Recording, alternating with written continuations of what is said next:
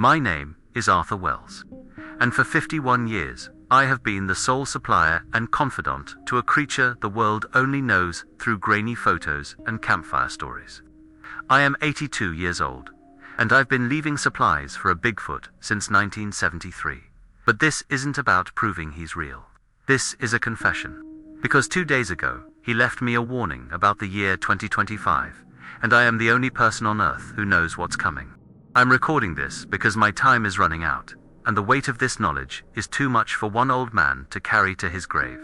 I don't expect you to believe me, not at first, but I ask you to listen. Just listen, because the truth doesn't care about belief, it simply is. And what's coming will not ask for our permission. I am speaking to you now from a place that has held my secret for half a century, and it's finally time for the silence to be broken. I have to tell you everything, from the very beginning. I've lived out here since before most people knew this corner of the world existed. My cabin was built by my father's hands, and it sits tucked against the western edge of the Olympic National Forest in Washington. My world has shrunk over the decades. Now, it's defined not by sights, but by sounds. The particular sigh of the wind as it moves through the old-growth Douglas firs.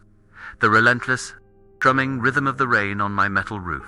A sound that has been the soundtrack to my life for longer than I can remember. I can tell the time of day by the change in the bird calls, and the season by the smell of the damp earth. My world is small, but it is deep. I know the specific, complaining groan of the third step on my porch. I've heard it under my own boots, under the weight of winter snow, and under a weight that had no right to be there at all. It's in these tiny, consistent details that my life is rooted. It's this foundation you must understand. My credibility, if I have any left, isn't written on a degree or in a book. It's written in the calluses on my hands and in the 50 years of meticulous weather.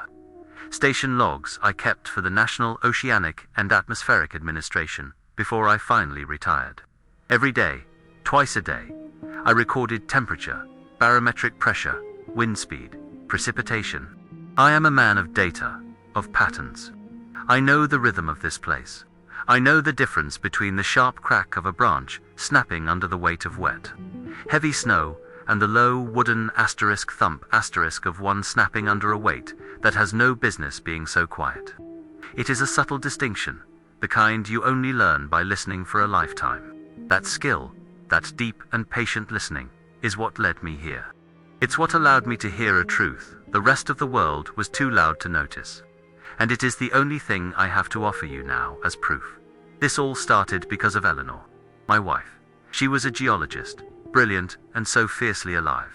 She loved this wild, untamed place with a passion that, back then, I admit I didn't fully share. For her, every rock formation was a story, every ridge a line in a poem written by time itself. She saw the history of the world in the layers of sediment. She would spend weeks out on traverses, mapping and collecting samples, and would return with her eyes shining, smelling of pine and cold stone, her pockets full of rocks she called her treasures. She used to say the forest had a memory, that it held on to things. She taught me how to see this land not as a collection of trees and mountains, but as a single, living entity with a history far older and more profound than our own.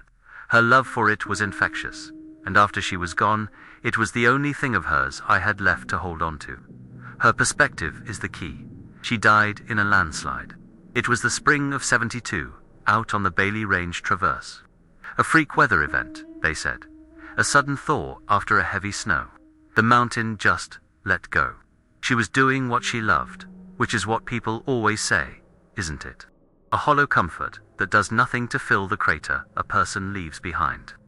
I was the one who had to identify her pack when the search party brought it down. After that, I just stopped. I never left the cabin. The world outside, the world of cities and jobs and other people, it all seemed meaningless. The forest that took her became my entire world. I think, in a way, I was waiting for it to take me too. My existence became a quiet, stubborn vigil in the shadow of the peaks where I lost her. The silence in the cabin was a physical thing, a pressure in my ears that never went away. It was a silence I thought would last forever. A year passed, a full cycle of seasons, each one a fresh reminder of her absence. Grieving had hollowed me out, leaving nothing but a dull, constant ache. Then one evening, I did something I couldn't explain. I was sitting with my dinner, a simple piece of fish and some vegetables, and the silence was just too loud. On an impulse born of loneliness and a strange, desperate need to make some kind of gesture, I took half of my meal, put it on a plate, and walked it out to the edge of my property. There's an old flat-topped stump there, a remnant of a cedar felled a century ago. I left the plate on that stump. It was a pointless offering, a ritual for no one, a quiet message to the forest, to the mountain, to whatever indifferent force had taken her from me. It was my way of saying, "Here, take this, too." I felt foolish, but I also felt a fraction lighter, as if I'd given a name to my grief. I didn't expect anything. I truly didn't. The next morning, the plate was exactly where I had left it, licked clean, probably by a fox or a raccoon.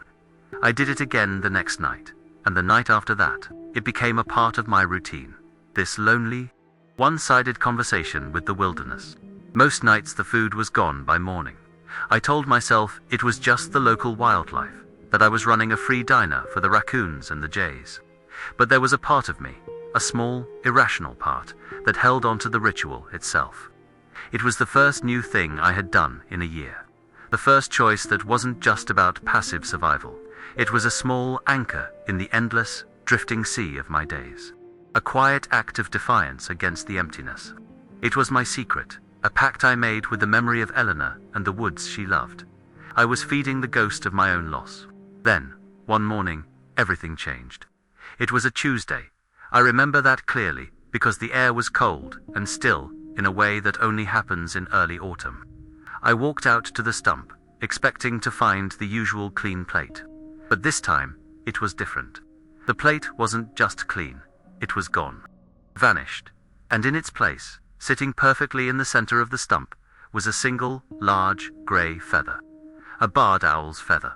Perfect, unbroken. But that wasn't what stopped me. It was the silence. The forest is never truly silent. There's always a hum, a chatter, a rustle. But that morning, there was nothing. No jays scolding from the branches. No squirrels chittering their territorial warnings. The air was thick, heavy, and utterly, profoundly still. It felt like the entire forest was holding its breath, waiting. I stood there for a long time, the cold seeping into my bones, just listening to the absolute lack of sound. And then I felt it. A feeling I had never experienced before in all my years in these woods. I felt watched. It wasn't the feeling of a predator, not the prickle on your neck that says a cougar is nearby. This was older, wiser. It was a calm, steady pressure. A sense of immense presence just beyond the veil of the trees. It was the feeling of being seen, truly seen, by an intelligence that did not belong to the world I knew. Silence is a language out here, you see. And in that moment, the forest was speaking to me more clearly than it ever had before. It was telling me that my gesture had been received. My offering had been accepted. Something was listening.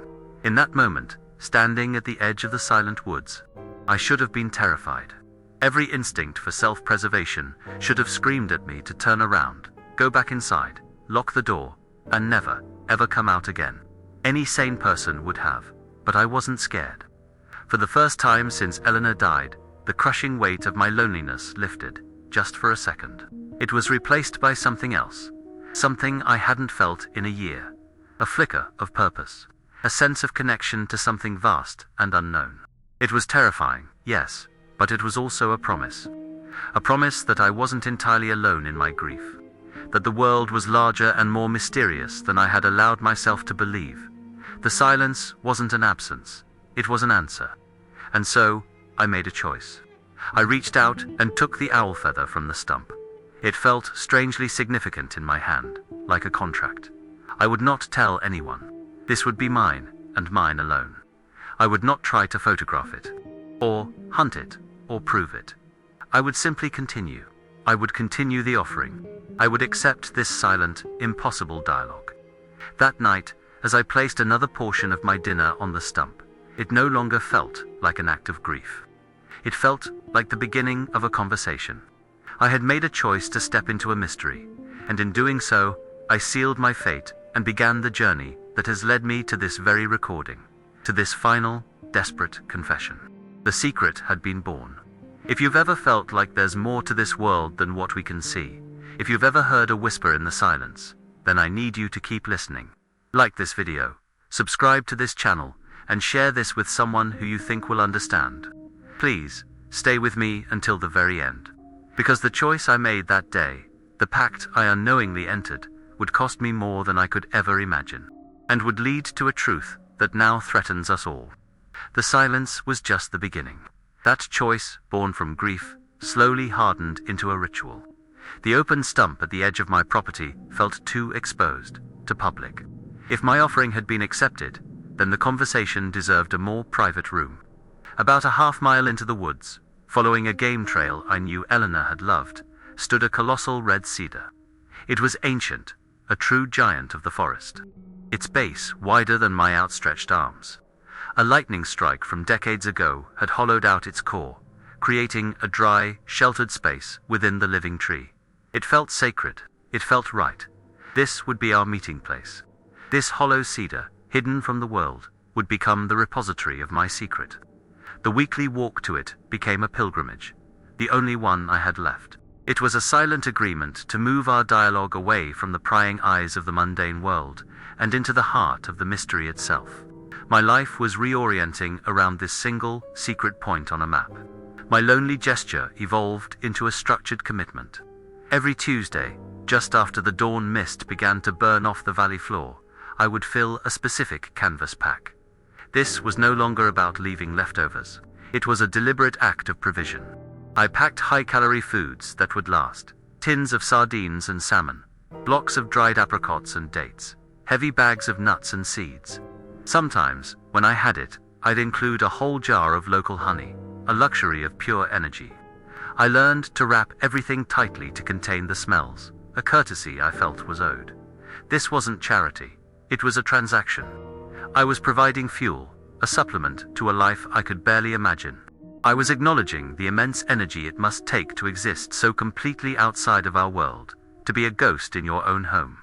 Every item I packed was a question, a gesture of respect for a life of impossible survival.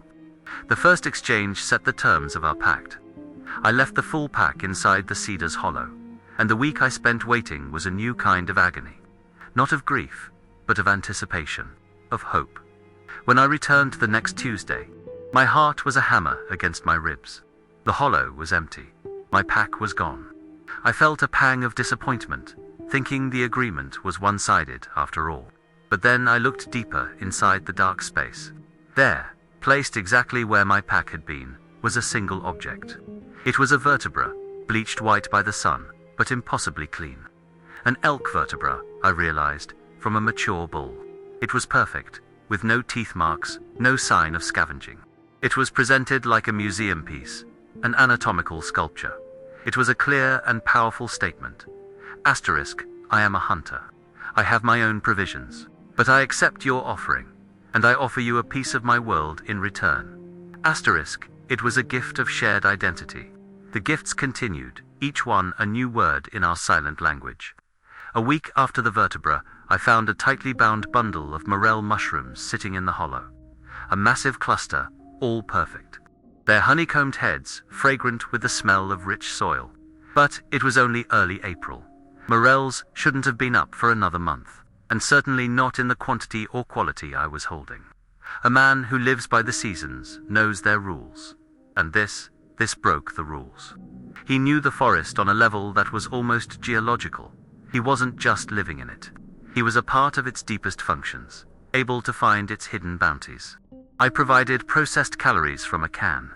He provided fresh, impossible life from the earth. The trade felt unbalanced, as if I was getting the far better end of the deal. He was teaching me, showing me the richness of the world I only thought I knew.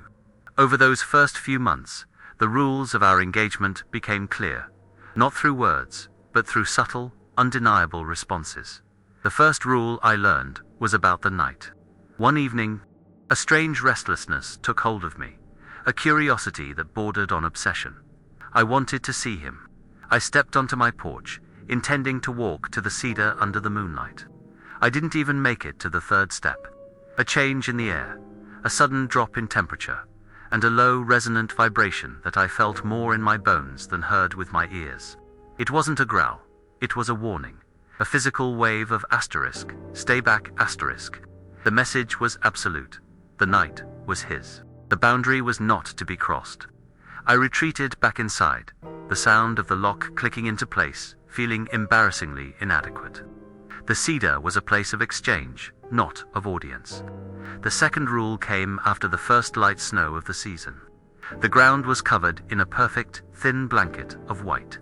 As I approached the cedar, I saw them for the first time. Tracks. They were immense. A set of footprints leading away from the hollow and deeper into the forest. The sheer size of them stole my breath. The stride between each print was longer than I could manage in 2 long steps. For a moment, the impulse of a lifetime of human curiosity surged in me. To follow, to know, to finally see.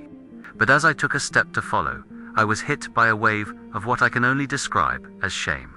It would be a violation, a breaking of the trust we were so carefully building. This creature valued its privacy above all else. Following the tracks would be like reading a diary left open on a table. I turned back to the path, my own footprints feeling clumsy and loud. Respect was the currency of this relationship. The third and most important rule was about technology. The thought had been nagging at me for months. To capture it, not for fame, not to show anyone, but just for myself.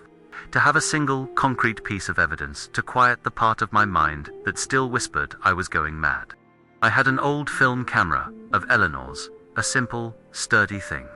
One Tuesday, I tucked it into an inner pocket of my coat. The walk to the cedar felt different that day. The air was charged, the silence less peaceful and more accusatory. I felt watched, but this time with suspicion. I left the pack as usual, the camera a heavy weight against my conscience. The following week, the answer was stark and brutal. My pack was still there, untouched. The food I had so carefully prepared was still inside. And sitting on top of it, placed with deliberate precision, was a single, razor-sharp piece of flint. The message could not have been clearer. Asterisk, no. Asterisk, no cameras. No proof. No reducing this to a picture. Our weekly exchanges became the new pulse of my life. A rhythm I depended on more than my own heartbeat. The gifts evolved, becoming a kind of silent almanac, a language of the forest. A bundle of specific herbs I later identified as a potent natural antibiotic would be left just before a particularly wet and cold winter. A string of trout, laid out on a bed of ferns, would appear a week before the rivers swelled and became impossible to fish. He was anticipating the needs of the world, and, by extension, my needs. I wasn't just a provider, I was a student. My weather logs began to seem simplistic, a childish recording of the surface of things. He understood the deep mechanics of this place, the interconnectedness of root, river, and rain. The ritual was no longer about my grief for Eleanor. It was about my connection to the living world she had so loved. The moment that forever erased any doubt, that cemented the intelligence and even the character of this being, came on a miserable, rain-soaked afternoon. I had been splitting firewood, and my favorite hand axer, beautiful, perfectly balanced tool my own father had given me slipped from my wet hands and skittered down a steep, brush-choked ravine beside my cabin. I spent an hour trying to retrieve it, scrambling in the mud and thorns, but it was hopeless. It was gone. The loss felt disproportionately sharp. It was more than a tool. It was a link to my past, to my father. Frustrated and defeated, I gave up, resigning myself to the fact that the forest had claimed another piece of my history. It was just another thing I had lost. The next morning, I opened my cabin door to retrieve the milk I still had delivered to a box at the end of my drive, and I stopped dead. Leaning against the doorframe, perfectly vertical and dry despite the night's rain, was my hand axe. I stared at it, my mind refusing to process what I was seeing. I picked it up, expecting it to be caked in mud. It was clean. Not just clean, but cared for. The wooden handle, which had been nicked and scarred from years of use, had been rubbed smooth with some kind of oil or pitch. It felt warm and alive in my hand. But that wasn't the most impossible part. The blade itself, which had been dulling for years, was what made my breath catch in my throat. It had been sharpened, honed to an edge more keen and lethal than I had ever managed to achieve with my whetstones. I ran my thumb gingerly over the sharpened steel. It was a work of profound skill. This was not the work of an ape. This was the work of a craftsman, a tool user, who understood the nature of metal and stone. It was an act of service. He had not only retrieved my property, but he had improved it, cared for it, and returned it. This single gesture communicated more than a lifetime of words ever could. It said, "I see you. I see what is important to you. I recognize your loss, and I return it to you. Better than before." In that moment, the bond between us was sealed in iron and wood. He wasn't just a creature I was feeding. He was a neighbor. He was, in his own silent and profound way, a friend. The axe became a sacred object, a symbol of our pact. Soon after, the nature of the gifts began to shift again, moving from the terrestrial to the strange. One Tuesday, instead of mushrooms or bones, I found a stone. It was smooth, dark, and heavy. About the size of my fist. It looked like obsidian, but there is no obsidian in these mountains. It was jet black and seemed to drink the light. As I picked it up, a shock went through my arm. It was warm. Not just slightly warm, but unnaturally so, radiating a steady, low-grade heat despite the morning frost that coated every other surface in the hollow. It felt like holding a living thing, a dormant heart. It hummed with a faint, almost subaudible vibration. This stone was not of this place. Its warmth was a form of energy I didn't recognize, a quiet power that felt both ancient and alien. I held the stone in my hand for a long time, the warmth spreading through my palm, a stark contrast to the cold air biting at my face. My knowledge of geology, learned mostly through Eleanor's passion, told me this was impossible. A rock like this, holding its own heat source, defied the laws of thermodynamics as I understood them. This wasn't a gift from the forest. This was a gift from somewhere else. For the first time, the scale of my secret terrified me. I wasn't just interacting with an unclassified primate. I was in contact with something that possessed technology, or a biology, so advanced it appeared as magic. The mystery had deepened exponentially, plunging from the realm of the biological into the cosmic. This stone was a key, but the lock it belonged to was on a door I was suddenly very afraid to open. I took the stone home. I couldn't leave it. It felt like the most important thing I now owned. I wrapped it in an old cloth and hid it in the bottom drawer of Eleanor's old writing desk, beneath her unfinished papers and geological maps, but I could still feel it. Sometimes, late at night, I would stand in the quiet room and feel its faint warmth radiating through the wood of the desk. The secret was no longer just an action, a weekly ritual. It was now a physical object, a piece of tangible impossibility hidden in the heart of my home. Its presence was a constant weight, a source of profound wonder, mixed with a deep and unsettling paranoia. Who was I to be the keeper of such a thing? The silence of my life had been filled, but with a hum of energy I could not explain, and a secret I could never ever share. The ritual was now the absolute center of my world. The weekly walk to the cedar was no longer a choice or even a habit. It was a gravitational pull, an appointment I could not miss. It was the only meaningful conversation I had. The mystery was no longer a puzzle I felt compelled to solve. You don't try to solve a friendship. You don't try to prove a trusted neighbor. You simply coexist. You honor the boundaries. You listen. The gnawing loneliness that had defined my life after Eleanor's death had been replaced by a different kind of solitude. It was a shared solitude. I was the keeper of a sacred space, the guardian of a silent pact, and the sole human confidant to a being of immense intelligence and profound mystery. I had a purpose again, and that purpose was to simply keep the secret. And for decades, I did.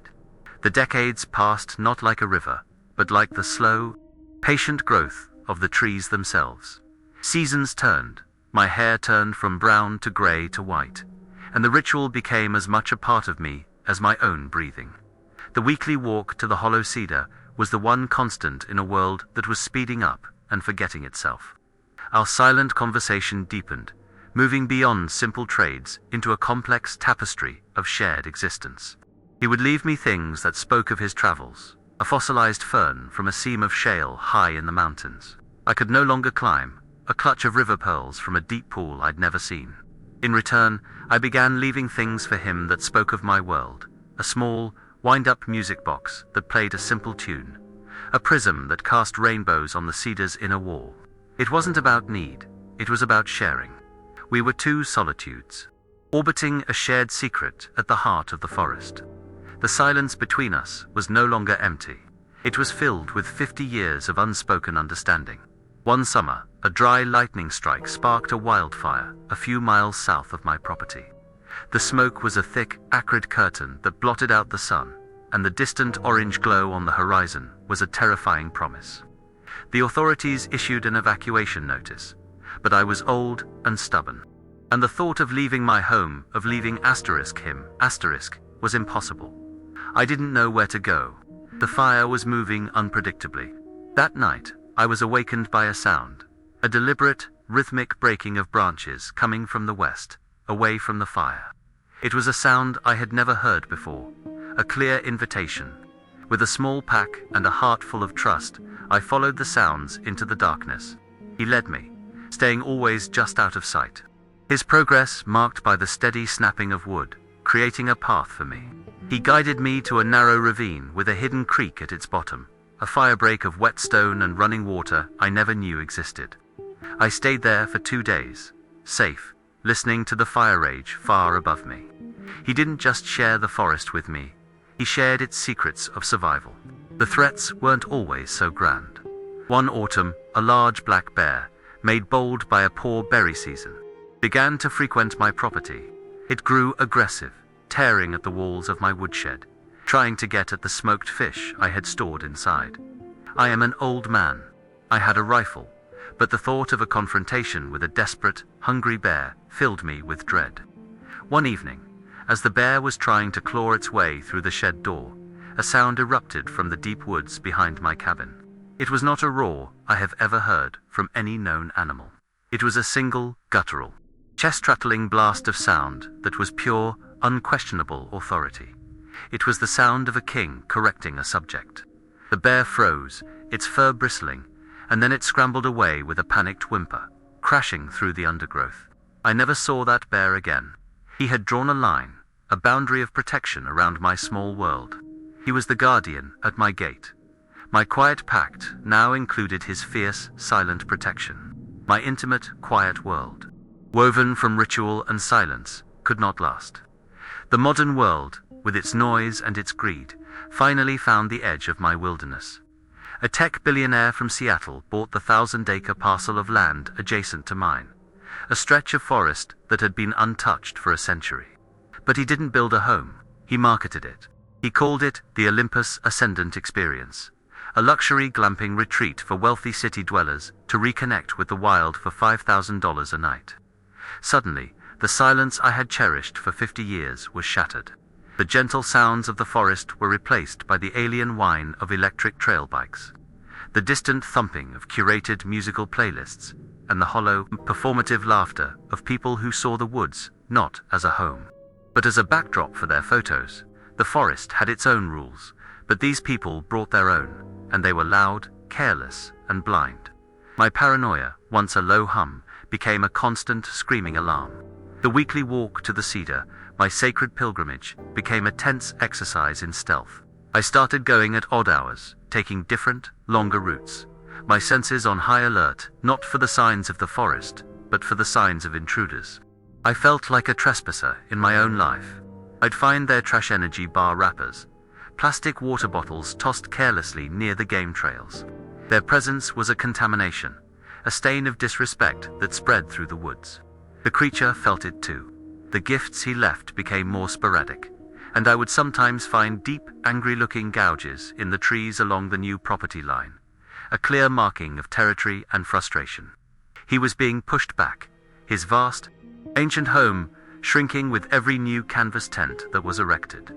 My secret was no longer just about protecting him. It was about defending our shared world from an invasion. The worst of it was the technology. The guests brought their toys. The most invasive, the most hated, were the drones. They were like mechanical hornets, their high-pitched whining a constant violation of the peace.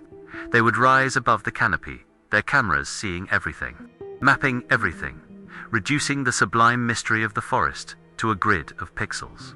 I would watch them from my porch, my fists clenched, a cold dread pooling in my stomach. The cedar, our sanctuary, was less than a quarter mile from their property line. It was only a matter of time before a stray camera, a curious operator, would stumble upon our secret. My role had changed. I was no longer just a confidant. I had become a sentry, guarding a secret from an army of oblivious, camera-wielding tourists. The pressure to maintain our 50-year silence was becoming immense. Then came the day I had been dreading. It was a clear, windy afternoon. I was outside, mending a fence, when I heard it. The familiar, irritating whine of a drone. But this time, it was too close. Dangerously close. I looked up and saw it. A sleek, white quad, hovering directly over the patch of old growth where the hollow cedar stood. My blood ran cold. The pilot, probably sitting on a heated deck a mile away, was getting a perfect high-definition view of the most sacred place in my world. I started running, my old legs screaming in protest. I had to get there, to do something. And then a gust of wind, a sudden violent downdraft from the ridge, caught the drone. It wobbled, spun out of control, and then plunged into the woods with a sickening crash of plastic and snapping branches. Not 100 yards from the cedar, my heart hammered against my ribs. I knew the pilot would have its GPS location. They would be coming to retrieve it. To retrieve the memory card, the footage. I ran harder, thorns and branches tearing at my clothes and skin, the coppery taste of panic in my mouth. The cost of my secret, which had been a quiet, internal burden for so long, was suddenly brutally real and immediate. The 50-year pact, the trust, the entire hidden world we had built, could all be undone by a piece of hobbyist electronics and a curious hiker. One had to get there first. As I crashed through the final thicket of ferns, I saw it, a mangled wreck of white plastic and wires, its camera lens pointing skyward like a dead eye. I didn't hesitate. I didn't think. I was operating on pure, primal instinct. The instinct of a guardian protecting his charge. I found a heavy granite rock nearby, its weight a comfort in my trembling hands. I brought it down on the drone, again and again. The crunch of plastic and the shatter of the lens was a violent, ugly sound in the quiet woods. But it was also the sound of survival. I smashed the camera into unrecognizable fragments. I pulverized the central body, hoping to destroy whatever GPS transmitter or memory card was housed inside. I was a frantic old man, fueled by decades of suppressed fear and love, destroying the modern world to protect the ancient one. Just as I finished, I heard a voice calling out from the direction of the new resort. "Hello. Anyone see a drone come down around here?" The pilot was coming. My hands were shaking, my breath coming in ragged gasps. The moment of reckoning was here. I stumbled out of the brush, trying to look like a confused old man out for a walk. A young man in expensive hiking gear came into view, his eyes scanning the canopy. "Hey, you all right, old-timer? You see a drone crash?" I leaned on a tree, forcing myself to breathe slowly. I pointed a shaky finger toward a deep, shadowy ravine to the north. "Heard a crash that way," I lied, my voice hoarse. Sounded like a bear got something. They get nasty about things that fall in their territory. Tore one of those things to pieces a while back. The lie came easily, a bitter but necessary poison. The young man's face paled at the mention of a bear. He thanked me, hesitated, and then decided his expensive toy wasn't worth a confrontation. He turned and headed back toward his camp. I had succeeded, I had protected the secret, but the victory felt hollow. My actions had not gone unnoticed. A few days later, a polite but firm security manager from the resort came to my door. He mentioned one of his guests had a strange encounter with me near the property line, and that a drone had gone missing in the same area. He looked at me with cold, analytical eyes. I played the part of the slightly senile, eccentric old man who disliked trespassers. He didn't believe me. I could tell. From that day on, I was a person of interest. The eccentric old man on the edge of their property was now a potential vandal, a troublemaker. I had bought the secret more time, but at the cost of my own anonymity. I had painted a target on my back. My quiet life was over. I was now under surveillance. The creature knew, the forest knew. The change was immediate and profound. The offerings at the hollow cedar were collected, but the gifts left in return became stark and practical. A collection of sharp, obsidian-like shards, perfect for cutting. A heavy, dense club of ironwood, worn smooth with handling. These were not gifts of communion. They were tools of defense. He was arming me, or perhaps showing me that he, too, was preparing for a conflict.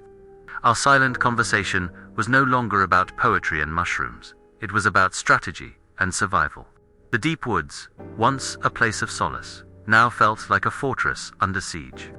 We were no longer just friends. We were allies in a quiet, desperate war against an encroaching world that couldn't see the treasure it was destroying. And then the new signal started.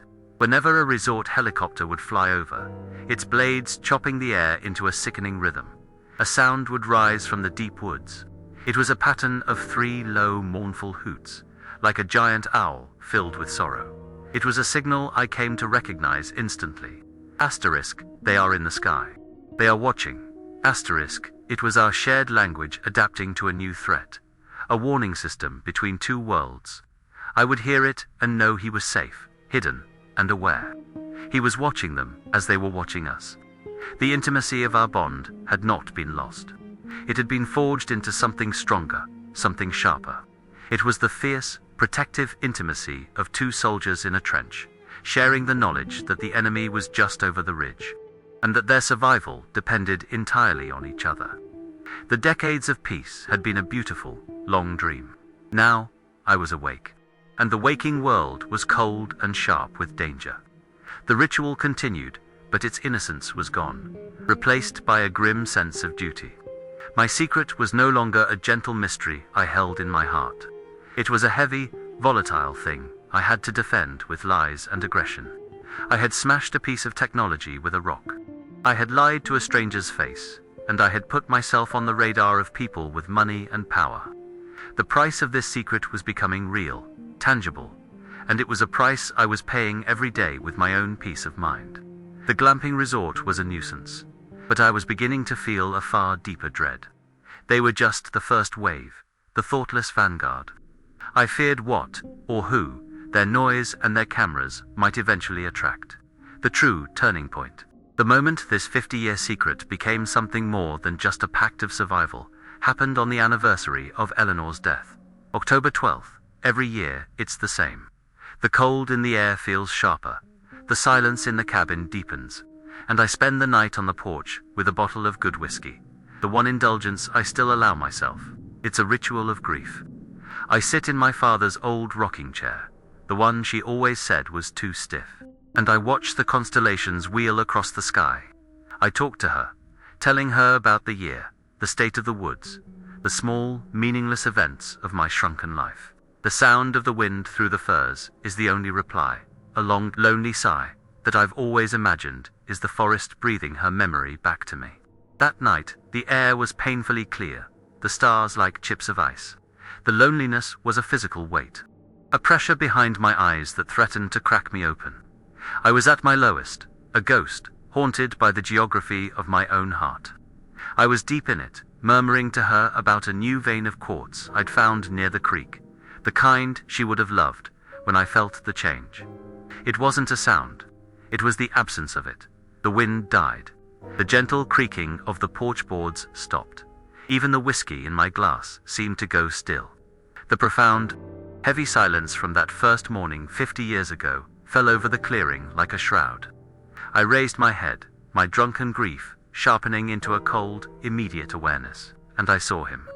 He was standing at the tree line, just where the shadows of the ancient firs met the pale moonlight of my yard. A massive, dark shape, taller than any bear, broader than any man. He wasn't hiding or skulking. He was just there, motionless, a statue carved from the night itself. There was no threat in his posture, no aggression. He was simply standing, watching me in my most vulnerable, broken state. My heart, which should have been pounding with terror, was strangely calm. For nearly an hour, we stayed like that. Me in my chair, him at the edge of the woods. A silent tableau of two solitary beings under the cold, indifferent stars. He didn't move a muscle. He didn't make a sound. He just stood there, a silent, hulking witness to my grief. I felt the decades of my sorrow, my anger, my stubborn loneliness, all laid bare under his calm, steady gaze. I didn't feel judged. I didn't feel threatened. I felt seen, in a way I hadn't since Eleanor was alive. It was as if this being, this ancient mystery of the woods, understood the ritual of my pain. He was sharing the vigil with me. The bottle of whiskey sat forgotten on the rail. The cold no longer bit at my skin. For that hour, I was not alone in my mourning. The forest that had taken her from me had, in its own impossible way, offered a companion to share the weight of her memory. It was the most profound act of empathy I have ever experienced. Then, as quietly as he had appeared, he was gone. There was no sound of retreat, no snapping twigs or rustling leaves. The space at the tree line was simply empty again. The wind picked up, sighing through the firs, and the world resumed its normal, lonely rhythm. I sat there for another hour, the feeling of his presence slowly fading, leaving an echo in the air. The crushing weight of my grief had not vanished, but its sharp edges had been smoothed. It was no longer a purely solitary burden. I had shared it. I finished the last of the whiskey, not in sorrow, but in a state of quiet, reverent awe. I went to bed that night, feeling a sense of peace I hadn't known for half a century. It was a feeling of forgiveness. Though I wasn't sure if I was the one being forgiven, or the one who was finally forgiving the world for taking her away. The secret I was keeping had transformed. It was no longer a strange pact with a wild creature. It was a deep, unspoken friendship. The next morning, the proof of that transformation was waiting for me. When I opened my front door, I found it sitting on the top step, placed exactly in the center of the welcome mat. It was a jeep, about the size of 2 fists. It had been cracked open with impossible precision. A perfect break that revealed a breathtaking interior of glittering amethyst crystals, sparkling like a captured galaxy in the morning sun. My breath caught in my throat, and my eyes burned with tears. Eleanor had collected them. Her old writing desk was filled with them. Rocks she had found and cracked open herself, marveling at the hidden beauty inside. He had seen them. Through the cabin window. For years, he must have seen her treasures displayed on her desk. He had remembered, he had understood. It was a gesture so profound, so impossibly tender, it shattered the last of my defenses. This wasn't a trade. It wasn't a gift. It was a message. It was condolence. I picked up the 2 halves of the geode, their weight feeling sacred in my hands. The cold, logical part of my brain, the part that kept weather logs and believed in data, was screaming. This required memory, observation, abstract thought, and empathy. It required an understanding of personal sentiment, of a connection between a person and an object. It was an act of pure, unadulterated humanity, wrapped in a form that defied all our definitions of the word. In that moment, holding the crystal-lined rock that was a direct echo of my lost wife's passion, my perception of him shifted forever. He was not a monster, not an animal, not a missing link. He was a refugee, a lonely king in a dwindling kingdom, an ancient intelligence watching the noisy, fleeting world of man from the shadows, perhaps with a sorrow of his own that I could never comprehend. My 50-year ritual was not about me feeding a creature. It was about 2 survivors acknowledging each other across an impossible divide. After the geode, our communication changed. It was as if that night of shared grief had opened a new channel, a new level of trust. The gifts he left at the hollow cedar were no longer just of the forest. The strange, warm stones, the ones that hummed with a low internal energy, began to appear more frequently. But they were no longer left as single objects. I would arrive at the cedar to find them arranged in deliberate, geometric patterns on the ground. A perfect, straight line of 5 stones. A triangle of 3. An arc of 7 that seemed to mirror a constellation I vaguely recognized. It was unmistakable. This was not random. This was syntax. This was information. It was a language of heated stone and silent geometry, and I was the illiterate student. staring at a sentence I knew was vital but could not, for the life of me, begin to read. A creeping dread began to mix with my wonder. This was no longer a conversation. It was a lesson. An urgent briefing I was failing to understand. Then, one Tuesday, I found something that severed my last ties to the normal world. Tucked beside my offering of nuts and honey was a piece of metal. It was about the size of my hand, impossibly light and scorched black on one side. It wasn't iron or steel or aluminum. It was a honeycomb of a metallic lattice, a structure I had never seen before, with edges that were unnaturally sharp. When I picked it up, it was cold to the touch, a stark contrast to the living warmth of the stones. It smelled faintly of ozone and burnt wiring. This piece of debris had not come from my world. It hadn't come from a car or a logging machine. Its strange, hexagonal structure and scorched exterior screamed of one thing: aerospace. It looked like a fragment of something that had fallen from orbit, something that had survived a fiery re-entry through the atmosphere. My heart pounded. He hadn't just found this. He had placed it there for me. A piece of the sky laid at my feet. The pieces began to click into place, forming a picture I did not want to see. The impossible mushrooms that broke the rules of the seasons. The unnatural warmth of the stones that defied thermodynamics. Their deliberate geometric arrangements, and now a piece of scorched high-tech debris that had fallen from the sky. This was not a creature of Earth, not entirely. Or at least, he was in possession of things that were not from here. The patterns, the metal, these were not gifts, they were evidence. They were exhibits in a case he was building for me. A creeping, chilling dread began to snake around my heart. He was trying to warn me about something big enough that it involved the sky itself. The mystery was no longer about his existence. It was about his purpose. And I was beginning to suspect that his purpose and his presence in these ancient woods was tied to a threat I couldn't yet name. My role, I realized, had become terrifyingly important. I was no longer just a friend or a protector. I was a receiver. The sole recipient of a message being broadcast from the heart of the wilderness. A message written in a language of stones and fallen stars. The conflict within me was immense. The instinct to protect him, to keep our secret safe from a world that would hunt or dissect him, was at war with a desperate, cloying need to understand what he was trying to tell me. What did the patterns mean? Where did the metal come from? Why the sudden urgency after 50 years of quiet communion? The weight of the unknown was suffocating. Our silent pact, born of grief and solitude, had evolved into a cosmic responsibility. And I was just a tired old man with calloused hands and a cabin full of secrets. I felt like a radio operator in a storm, hearing a desperate signal through the static, but unable to make out the words. The forest was no longer just a sanctuary. It had become a library of strange and terrifying clues. Every walk to the cedar was now filled with a mixture of hope and fear. What would I find today? Another piece of the puzzle, or the final, devastating answer? My friend, the silent giant of the woods, was not just a refugee. He was a prophet, a messenger, and one, Arthur Wells. The man who knew the sound of the rain and the groan of a porch step, was his only disciple. What he knew, what he was trying to warn me about, felt like a storm gathering just over the horizon.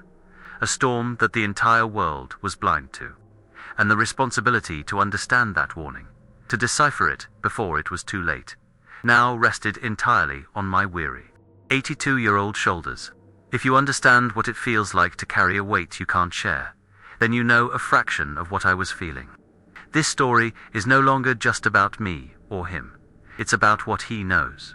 Please, if you've made it this far, show your support. Like this recording, subscribe to the channel, and share it with someone you trust. The most important part of this confession is coming, and I need you to stay with me. I need you to listen to the end. The clues were all there. The real question was whether I would be smart enough to put them together before it was too late. Then the world I had so carefully insulated came crashing down. Not with a bang, but with a polite, official knock on my door. It wasn't the frantic rap of a lost hiker, but a firm, patient, 3-beat rhythm that spoke of clipboards and government vehicles. Standing on my porch were 2 people. A young man holding a tablet, and a man in his 50s with the weary, intelligent eyes of someone who has spent a lifetime looking for answers in hard data. He introduced himself as Dr. Thorne, a geologist with the USGS. He said they were in the area investigating a series of anomalous seismic and magnetic signatures. He used those exact words. Anomalous, magnetic signatures. My blood ran cold. The warm, humming stones I had hidden in Eleanor's desk were no longer a private mystery. They were a signal flare I had unwittingly helped to broadcast. They weren't hunting for a creature. They were following the breadcrumbs of impossible energy I had been collecting for years. The outside world had finally found the frequency of my secret. I invited them in, my mind racing to build a persona. I became the rambling, slightly deaf old man I had been rehearsing for. I offered them weak coffee and spoke at length about the harsh winters and the changing timberline, weaving a tapestry of irrelevant truths to hide the one that mattered. Thorne listened patiently, his gaze never leaving my face. He asked about unusual ground tremors, strange lights, or any localized temperature changes. I feigned ignorance, blaming anything I could on old mining operations from the 20s, or the military's low-altitude training exercises. But my vague answers, my carefully constructed persona of a harmless eccentric, only seemed to sharpen his focus. He wasn't looking for stories, he was looking for the epicenter of the anomaly. And with every denial, his eyes seemed to suggest he had found it. Not in the ground beneath my feet, but in the frightened, lying old man sitting right in front of him. His politeness was a scalpel, and I could feel him methodically dissecting my deception. They left after an hour, but their presence remained, a poison seeping into the soil. The next day, the real invasion began. I saw them from my porch, small teams of 2 or 3, moving with quiet efficiency along the ridges that bordered my property. They weren't loud or disruptive like the tourists. They were worse. They were methodical. They were setting up a grid. I watched through my binoculars as they drove stakes into the ground, connecting them with wires, and mounting small solar panels that glinted in the sun like predatory eyes. They were building a nervous system in my forest, a network of sensors designed to listen, to measure, to pinpoint. Every glint of a solar panel was a new nail in the coffin of my hidden world. The forest, my sanctuary, was being wired for surveillance. My quiet pact with the wild was being threatened by the cold, impartial logic of the scientific method, and I was powerless to stop it. They weren't breaking any laws. They were simply measuring the world, unaware that its greatest secret lived just beyond their instruments. The effect was immediate and devastating. That Tuesday, I made my weekly pilgrimage to the hollow cedar, my heart a leaden weight in my chest. The walk felt different, tainted. Every rustle of leaves sounded like a footstep. Every shadow seemed to hold a hidden observer. When I reached the ancient tree, a profound dread washed over me. My canvas pack from the previous week was still there, tucked inside the hollow, completely untouched. The tins of fish, the dried fruit, the honey, all of it, undisturbed. He was gone. Or, if not gone, he was staying away, cut off by the web of technology that was tightening around my land. The silence that greeted me wasn't the peaceful, watchful silence of our pact. It was a dead, empty silence. The absence of a presence. The ritual was broken. The conversation was over. For the first time, I felt the sharp, agonizing sting of true isolation. A loneliness that even my grief for Eleanor had never produced. I was the guardian of an empty throne. My cabin, once a fortress of solitude, became a prison cell. Paranoia became my constant companion. I started spending my days indoors, watching the windows, tracking the movements of the USGS teams through my binoculars until their figures became indistinguishable from the trees. At night, I'd sit in the dark, imagining the silent data streaming from their sensors, drawing a digital map that led directly to him. The complaining groan of the third porch step, a sound I had known my whole life, now sent a jolt of panic through me every time I heard it. The world outside my walls was no longer a collaborator in my secret. It was the enemy. Every bird call could be a radio squawk. Every glint of light, a camera lens. I felt a crushing guilt. My ritual, our friendship, the very things that had given my life purpose, were the cause of this siege. I had led them here. I had made my friend a target. His attempts to communicate, to warn me, were now the very signals guiding his hunters to his door. The siege escalated. One night I was pulled from a restless sleep, not by a sound, but by a faint sweeping light against my bedroom wall. I crawled to the window and peered out. Hovering silently over the dark canopy, a quarter-mile away, was a drone. But this was no tourist's toy. It moved with a slow, predatory grace, its underside glowing with a faint, pulsing red light. A thermal imaging drone. I felt my stomach clench. This was the checkmate. The creature's greatest defense was the forest itself, the deep shadows, the thick canopy, the cover of night. A thermal camera rendered all of that useless. It saw heat. It saw life. It could turn the darkest, most impenetrable thicket into a brightly lit stage. There was nowhere to hide. The quiet, bureaucratic siege had just become an active hunt, and they were using a technology that stripped away the very magic of the wild, reducing its deepest mysteries to a flickering heat signature on a screen. The eye in the sky was blind to wonder, but it had perfect vision for its target.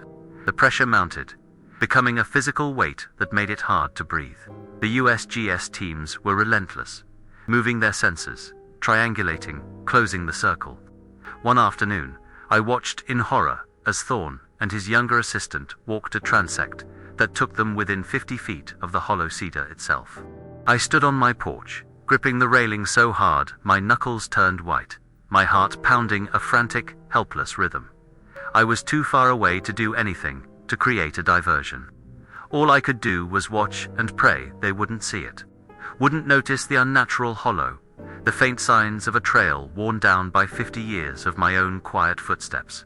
They passed by, their conversation about magnetic flux and data calibration drifting on the wind. Utterly oblivious to the sacred space they were walking past, the close call left me shaking, drenched in a cold sweat. It was no longer a matter of if they would find him, but when. The net was closing, and I was just a fly caught in it, watching the spider approach. 2 weeks into the occupation, Thorne came to my door again. This time, he didn't ask for coffee. He was all business, his polite mask stripped away to reveal the focused, relentless scientist beneath. He unrolled a printout on my small kitchen table. It was a topographic map of my property and the surrounding area, overlaid with a chaotic rainbow of colors. "Mr. Wells," he said, his voice flat and serious, "we are no longer investigating a stationary anomaly. It's moving." He tapped a spot on the map, a bright, pulsating red splotch located deep in the old-growth forest to the west.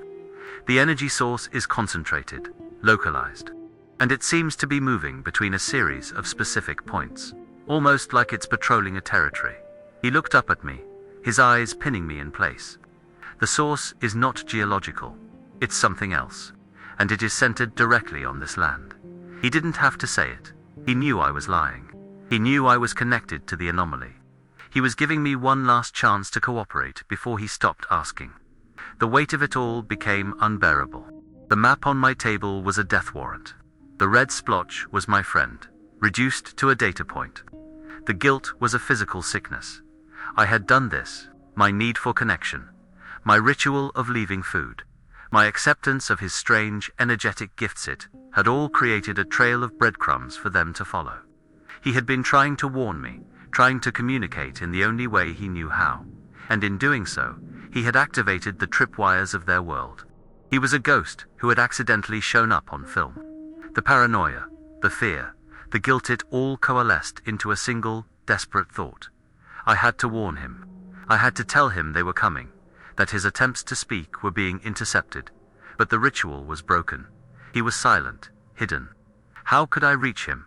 The siege was no longer just external, it was internal, a moral crisis tearing me apart. My promise to protect him was in direct conflict with the consequences of our very connection. I was trapped, cornered by a quiet, methodical enemy that I couldn't fight, and separated from the only ally I had. I looked at Thorne's map, at the cold, clinical representation of my friend's life force, and I knew time had run out. Their next step wouldn't be to ask questions. It would be to go directly to the source, to contain and capture the anomaly. A quiet desperation took hold of me, a recklessness born of 50 years of loyalty. I had to try to reach him one last time. Not with food, not with a simple offering, but with a direct question. I had to risk breaking the new, fear-induced silence between us. I had to let him know that the war we had feared was no longer at the gates. It was inside the fortress. That night, I decided to make one final, desperate walk to the hollow cedar. I would leave a final offering, but this time, it would be accompanied by a note, a plea, a handwritten message to a creature that couldn't read, a foolish, hopeless gesture that was the only thing I had left. I had to know. I had to ask, what are you? What is happening? That night, desperate and cornered by the closing net of science, I went to the cedar one last time. I left my usual offering, but this time, tucked inside the bag of nuts, was a small folded piece of paper from my journal. On it, I had written in block letters, "What are you? What is happening?" It was a child's plea to the darkness. A message in a bottle, thrown into a silent ocean. I didn't expect an answer. I returned to my cabin, the weight of my failure pressing down on me, and fell into a fitful, dreamless sleep. I was pulled from it a few hours later, not by a noise, but by a hum. A low, resonant vibration that seemed to emanate from the very walls of the cabin. From the floorboards beneath my feet, it was the sound of the warm stones, amplified 100 times, a clear and undeniable summons. My final desperate question was about to be answered. My heart pounded, not with fear, but with a terrible, solemn finality. The time for secrets was over. The time for truth had arrived, whether I was ready for it or not. I followed the hum outside. The air was cold and electric, charged with an energy that made the hairs on my arms stand on end. The sound led me not to the cedar, but to the edge of the clearing behind my cabin, the very spot where he had stood witness to my grief. He was there, waiting. He wasn't a shadow this time. He stood in a small patch of moonlight, his immense form clear and solid. He was holding one of the warm black stones in his hand, and it glowed with a soft internal light, illuminating his long fingers and the quiet intelligence in his deep-set eyes. He didn't make a sound. He simply looked at me, then at the glowing stone, and then at the damp earth at his feet. With a gesture that was both deliberate and infinitely patient, he began to draw. He was not just a creature of the forest anymore. He was a teacher, and his classroom was the cold dirt of my backyard. He was about to answer my question, not with words, but with a performance that would shatter my understanding of the world. He began by scraping a large, perfect circle in the soil, the sun. He then placed a small, ordinary pebble in an arc around it. Mercury, he continued, using pebbles, twigs, and a single shining beetle shell to map out the planets: Venus, Earth, Mars, the asteroid belt, represented by a scratchy line of gravel. He laid out our solar system with a calm, practiced precision that spoke of ages of observation. This was no ape mimicking a man. This was an astronomer, a cartographer of the heavens. He then took the piece of scorched, honeycomb metal, the satellite debris I had found, and placed it gently beside the tiny pebble that represented Earth, a symbol of our technology, of us. The scale of his knowledge was dizzying. I was watching a being who understood orbital mechanics, who saw our world not as the center of everything, but as a fragile blue marble in a vast, dark, cosmic ocean. He was showing me his perspective, a viewpoint from somewhere far beyond the tree line. Then, the lesson turned into a warning. He pointed to the sun with a long finger. Then he took the glowing stone, the one humming with energy, and held it over the circle in the dirt.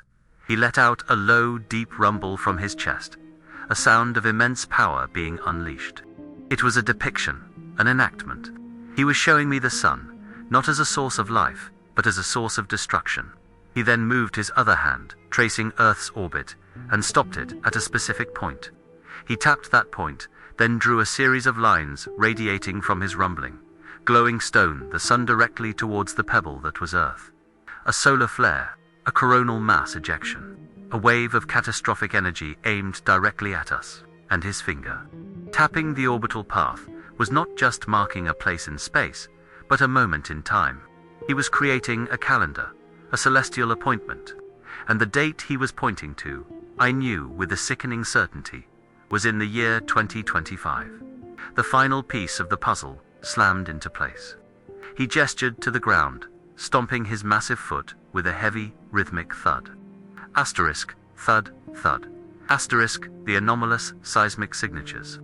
He then pointed to himself, then to the glowing stone, and then back to the ground, making a digging motion. He wasn't causing the tremors. He was digging. He was using the stones, his technology, his power sourced, to try and burrow deep into the earth, deep enough to survive the wave of radiation he knew was coming. He wasn't a myth. He was an engineer of survival, preparing for an extinction-level event that our own science was too blind to see. He had come here, to this geologically stable part of the world. For this very purpose, the human part of the truth was our hubris. We looked to the stars with our fragile telescopes, while he, the beast, was preparing for their fury. His secret wasn't his existence. It was our impending doom, and he was trying to save himself. At that exact moment, as the horrifying truth settled over me like a shroud, a pair of headlights cut through the trees. A vehicle was coming up my long, unpaved driveway. Thorn. He had homed in on the energy reading from the stone the creature was holding. The hunt was over. The creature looked at me, a long, deep look of what I can only describe as sorrowful understanding. He then turned, and without a sound, melted back into the impenetrable darkness of the old-growth forest. He left me there, alone, with the glowing stone still faintly humming on the ground, and the map of our destruction drawn in the dirt at my feet. The headlights washed over me, pinning me in their glare. A car door slammed. Footsteps crunched on the gravel. The confrontation I had dreaded was finally here, but the stakes were infinitely higher than I had ever imagined. It was no longer about protecting a creature. It was about the terrible, useless knowledge of the fire that was coming for us all. I made my choice in the seconds it took for Thorn to walk into the clearing. I could show him the map, tell him the truth, and be dismissed as a lunatic, a raving old man whose story would be buried in a classified report. They would hunt the creature with even more ferocity, believing it to be the cause of some alien threat. Or I could sacrifice the truth to save the messenger. I could destroy the only proof. My loyalty, forged over 50 years of silent communion, did not waver. With my own boots, I destroyed the heavens. I stomped on the solar system, smearing the planets into mud, kicking the pebbles into the grass, grinding the beautiful, terrifying map into nothing. I kicked the glowing stone into the deep brush. By the time Thorn and his assistant reached me, their faces a mixture of confusion and suspicion. I was just a frantic old man standing in a muddy patch of dirt, my heart hammering against my ribs. I had erased the prophecy to protect the prophet wells. What, in God's name, is going on out here? Thorn's voice was sharp, demanding. The beam of his flashlight danced across the clearing, searching for the source of the energy spike that had led him here. I gave him the only performance I had left. I gave him a confession. I told him he was right, that I had been lying all along. I told him I had been faking the energy readings, using old, high-powered military surplus radio equipment I'd bought decades ago.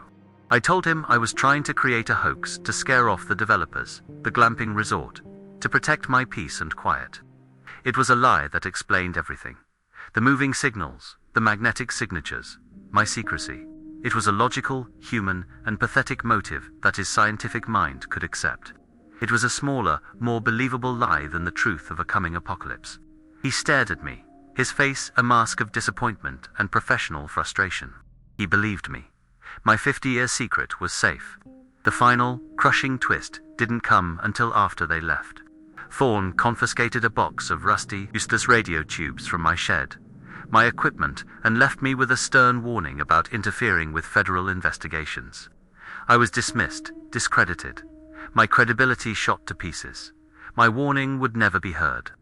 As I walked back inside my cabin, exhausted and hollowed out, my eyes fell on Eleanor's old bookshelf.